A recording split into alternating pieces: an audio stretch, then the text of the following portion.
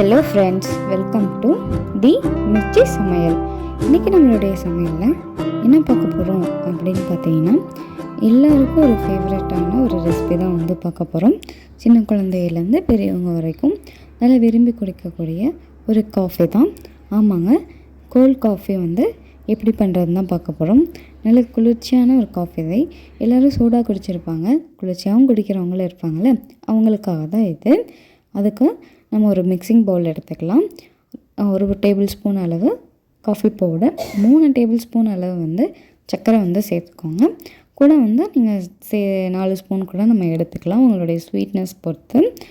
இதை வந்து நல்லா பொடி பண்ணி எடுத்துக்கோங்க. ஃபஸ்ட்டு இதை வந்து நல்லா ஃபோம் அதோடைய ஸ்ட்ரக்சர் வந்து நம்ம கொண்டு வரணும். அதுக்காக வந்து நம்ம ஐஸ் க்யூப்ஸ் போட்டு அரைங்க, தண்ணி ஊற்றிடாதீங்க. ஐஸ் க்யூப்ஸ் போட்டு அரைக்கும் போது ஹீட் ஆகாமல் வந்துட்டு இருக்கும் மிக்சிங் ஜாரு. இப்போ பார்த்தீங்கன்னா ஓரளவுக்கு வந்து அரைப்பட்டு வந்துருச்சு.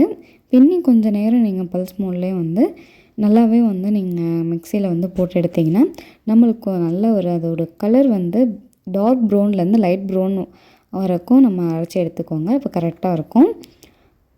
இப்போ பார்த்திங்கன்னா நல்லா லைட் ப்ரௌனுக்கு வந்திருக்கு. இது வந்து ஒரு பவுலில் மாற்றிக்கோங்க. பவுலில் மாற்றிட்டு இது வந்து ஒரு விஸ்கை வச்சு நீங்கள் நல்லா வந்து இது கலந்து விட்டுக்கிட்டே இருக்கணும். விஸ்கை வச்சு நல்லா இது பண்ண நமக்கு வந்து நல்ல ஒரு ஃபோம் வந்து வரும். பார்த்தீங்கன்னாலே தெரியும், நல்லா க்ரீமியாக வந்துகிட்டே இருக்கும். இந்தமாரி ஒரு ஸ்ட்ரக்சர் வந்து இது பண்ணிக்கலாம். இல்லாட்டி நீங்கள் உங்கள்கிட்ட பீட்டர் இருந்துச்சுன்னா தாராளமாக பீட்டரில் கூட நம்ம இது பண்ணிக்கலாம், எலக்ட்ரிக் பீட்டர் யூஸ் பண்ணிக்கலாம். இப்போ வந்து பீட்டர் இல்லாதவங்களுக்கு மிக்ஸி ஜாரில் எப்படி பண்ணுறதுக்காக இந்த மாதிரி ப்ரொசீஜர் வந்து பண்ணியிருக்கோம்.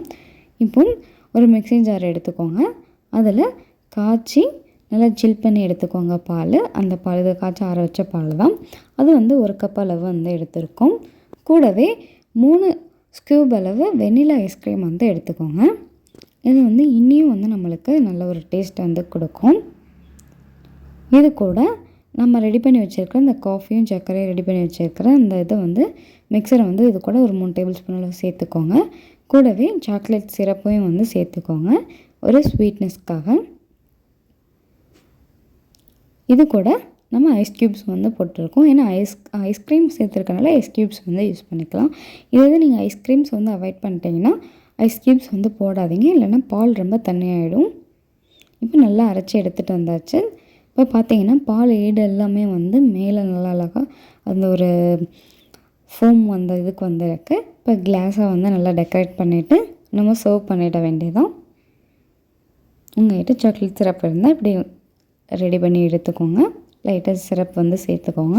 இந்த சிரப்பு சேர்த்து குடிக்கும் போது இடையில இந்த சாக்லேட்டோட சிரப் வரும்போதும் டேஸ்ட் வந்து நல்லாயிருக்கும். அதனால இந்த மாதிரி ட்ரை பண்ணுங்கள்.